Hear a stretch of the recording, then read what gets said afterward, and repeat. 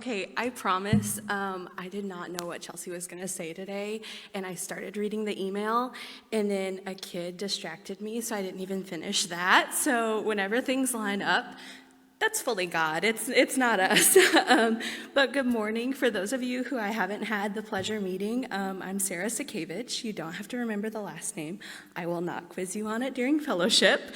But Michael wishes he could be here today. Ren unfortunately did not get the memo that we were supposed to come to church today and decided to stay up all night last night partying. So Michael took one for the team and stayed up with him. But yeah, I first found First Pres through extensive Facebook creeping. We'd been established in E-Town for a little while, and we tried a few different churches, but just nothing ever felt right. Either they weren't an affirming church, or maybe they just didn't have a youth program. So we ended up just driving to the church that my dad pastors about an hour and a half away every Sunday. And that just seemed easier than trying a bunch of places with a toddler and a newborn. I had driven by this building numerous times, often on my way to Target, and it always just took my breath away. In fact, Edie would also notice it and call it a castle. So I'm not really sure what pushed us into coming the first Sunday, and while I was still kind of in a postpartum fog of having Ren, I remember walking in. We saw Candy, she was the greeter that day, and she gave us, which Edie then took, 2 packs of chocolate chip cookies, and I remember vigorously scrubbing the chocolate chip stains out of the pews, thinking they're never going to want us back, because she left a big chocolatey mess. But we decided to stay for fellowship that day, and Jessica and Kat came to introduce themselves. And honestly, that was the first time I ever found friends in the same life circumstance as me.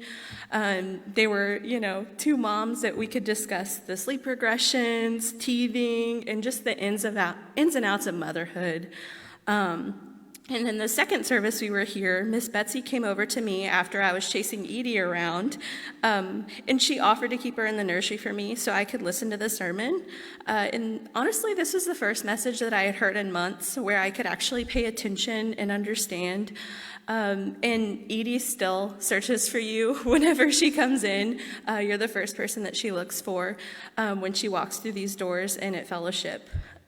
Speaking of people that we love, I know sometimes we don't like to clap, but I would like to clap for our pastor because she really gives a lot of time to all of us. And she needs to be recognized. Ren actually had a small surgery around 7 months old, and Chelsea remembered it, checked in after the surgery, before the surgery, ensured Michael and I were okay, made sure we had childcare for Edie covered. And to me, that just goes way beyond the pastor's description for her job. So you're doing a great job. And I know I'm shouting a lot of people out today, but truthfully, most people I've had interactions with here have been so loving and kind and welcoming. If it's not Lynn Linder holding Ren for me while I run Edie to the nursery, it's Janet bringing our kids squash because she saw how much they liked it at Messy Church. It's Blake grabbing an extra high chair for me to set Ren in when I've got both kids by myself and I've got my hands full. It's Anne hearing me vent for 2 hours the other day while we were painting the nursery because I had a lot to say about raising a toddler. All of this to say, you all really do practice what you preach. I've seen each of you loving like Jesus does, taking care of one another, of our community, of our future. I particularly really love our creation care team and all of the work that we do there. I feel really passionate about and really enjoy that. And for those of you who are parents, you probably know that a lot of times whenever you have kids, you feel like a part of yourself is wiped away. That's just motherhood sometimes and parenthood.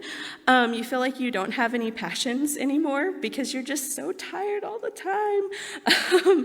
And so with the help of every single one of you, I have really found a new identity in Christ, a new step in my relationship with the Lord. This isn't just a place that we go to on Sundays. First Pres really makes up our family's core. Edie asks every single morning, if we're going to church to see Aunt Kat and Miss Chelsea. She says your all's names when we say prayers at night. Each of you are normally mentioned, even if you think that she doesn't know your name, she does. And if a 2-year-old sees the impact of this community, I'd say there's something holy and beautiful about this place. I once heard that the Lord is like fine wine. He's meant to be shared with friends and with the world.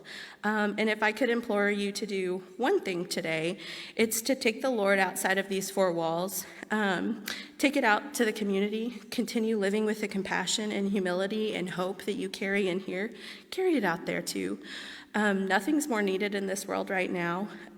Keep showing our community that Christians are actually full of love during the times that we all need it.